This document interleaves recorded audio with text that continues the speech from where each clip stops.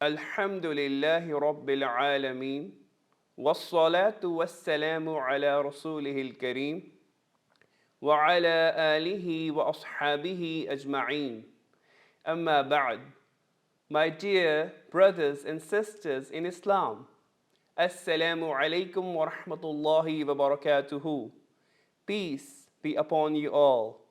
Abu Huraira radiyallahu ta'ala anhu reported that the Messenger of Allah sallallahu alaihi wasallam said, "He who believes in Allah and the last day, let him be hospitable to his guest.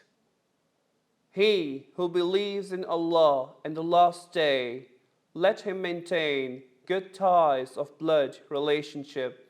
And he who believes in Allah and the last day must speak good or remain silent." Muttafaqun alayhi, narrated by Al-Bukhari and Muslim. This hadith highlights the importance of good behavior and kindness towards the relatives. It enjoins kind treatment to the relatives and stresses that good relationship must be maintained with them at all costs.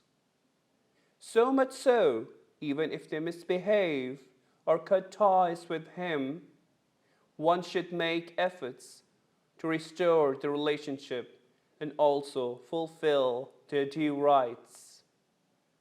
Relatives include both paternal and maternal relatives. Jazakumullahu khairan, wa barakallahu feekum. Assalamu alaikum wa rahmatullahi wa barakatuhu.